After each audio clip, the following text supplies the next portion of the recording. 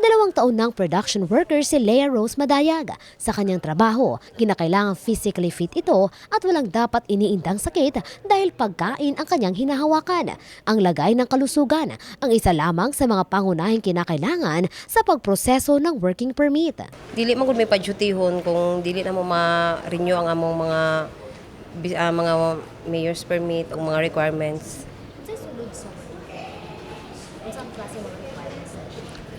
Barangay, puro clearance, tapos police, tapos city health card.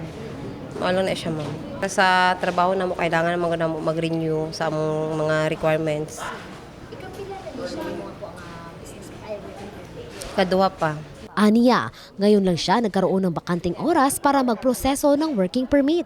Huling araw na umano ito sa submission kaya mas pinili na lamang nitong mag-leave sa trabaho. Karong kuan manggod karon lang pud nakahigayon kay busy sa trabaho tapos dili pud mi pwede ka absent mo to dapat mo karon nagkuan lang mi nag-leave lang mi kay para makakuha na gyud mi sa among requirements. Gitgita ng pila na naging dahilan upang malate si Rosemary Baltazar sa kanyang duty. Pero kahit pa na pangatlo siya mula sa panghuling nasa linya, kailangan niya pa rin itong tapusin. Ginapalukat lang ni ma'am kay expire na magud mo ang mga requirements. Importante jud kay siya ma'am kay kung dili ka magkuog mga ingani dili man pud ka katrabaho og mga parang dagko nga company kay kailangan jud siya.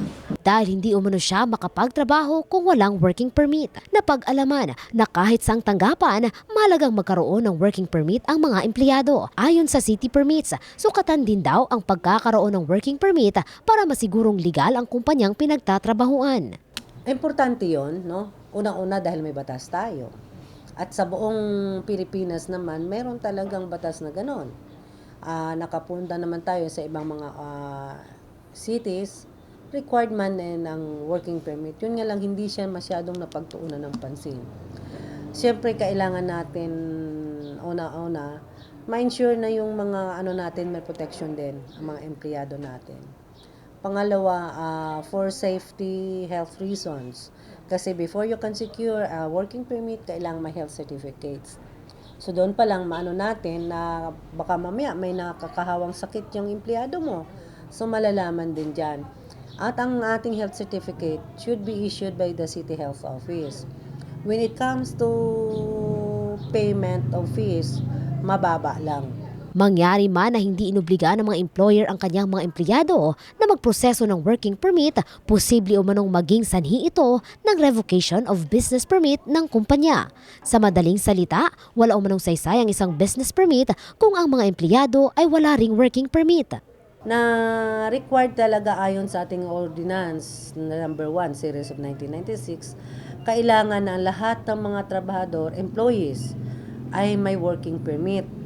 Now, ang exception, yun lang mga board passers, yung mga teachers natin na board passers, mga doctors, lawyers, CPAs, and other professionals ay exempted from securing working permit kung ikaw ay ini-employ ng isang kumpanya or ikaw ay nag-practice ng iyong profession. Sa mga magpoproseso ng working permit, tandaan lamang ang mga pangunahing requirements tulad ng health certificate, laboratory result, official receipt, cedula, police clearance o NBI clearance, birth certificate, marriage certificate or any valid IDs at ang barangay clearance. Dagdag pa ni Geraldine Zamora, hepe ng City Permits and Licensing Division Office, magsasagawa ang kanilang tanggapan ng inspeksyon sa mga establishmento kung saan nitong araw sila magsisimula. Faith Dandoy, Brigada News.